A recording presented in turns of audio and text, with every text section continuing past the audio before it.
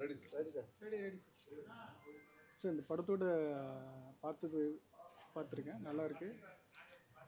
இதோட hard work வந்து director தான் போகும். ஸோ அவர் தான் ரொம்ப ஹார்ட் ஒர்க் பண்ணார்.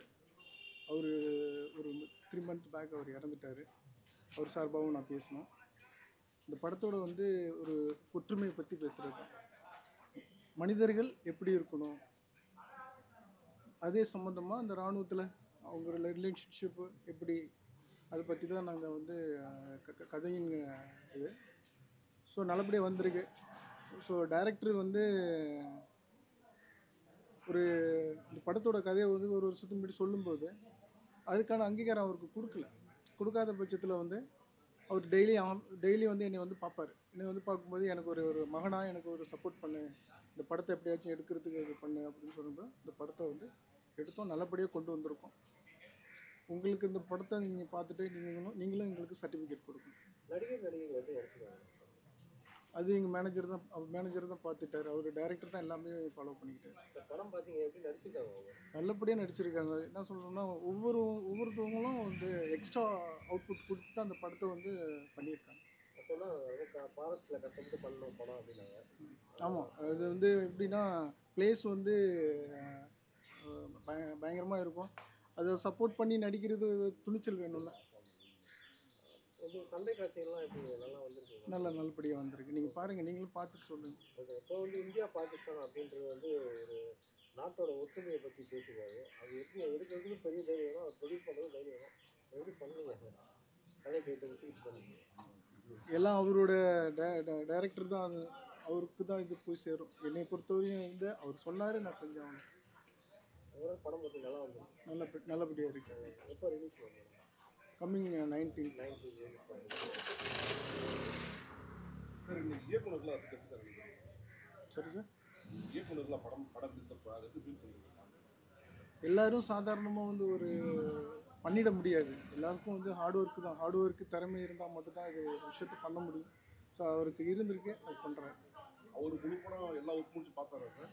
பார்த்துட்டு என்ன சார் உங்கள்கிட்ட சொல்லுங்கள்?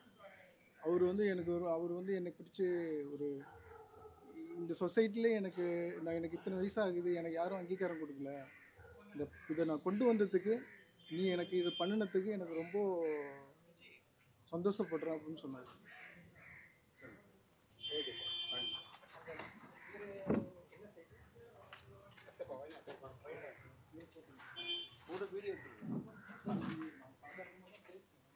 போதும் ஒன்றும் பிரச்சனை போதும், கரெக்டாக போகும்.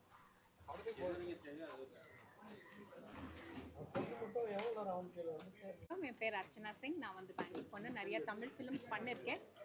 இது வந்து என்னோட first patriotic film, India related patriotic film என்ன சொல்லலாம்.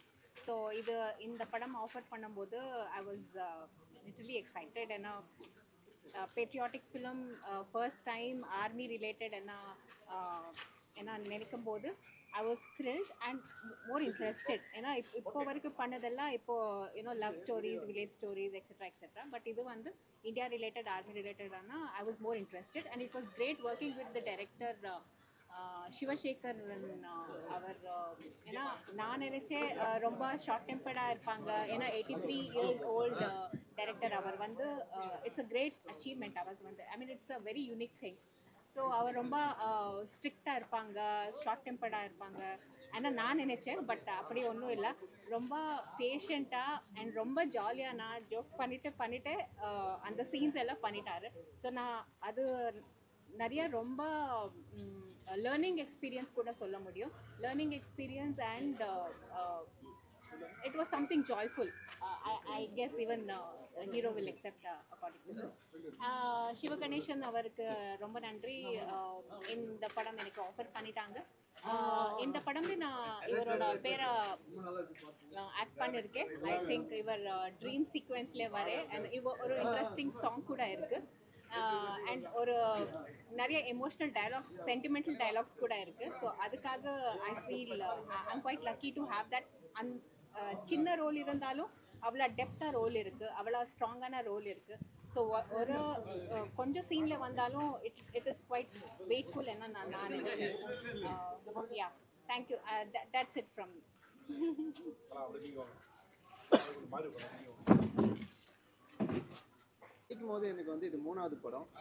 டைரக்டர் வந்து பார்த்தீங்கன்னா சிவசேகர் வந்து அவர் 83 நம்ம சொல்லவே முடியாது. ஷூட்டிங் ஸ்பாட்லலாம் பார்த்தீங்கன்னா அவ்வளோ ஆக்டிவாக இருப்பார்.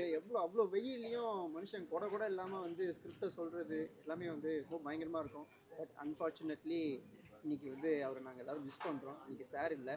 ஸோ இந்த படத்தை வந்து ப்ரொடியூஸ் பண்ணதுக்காக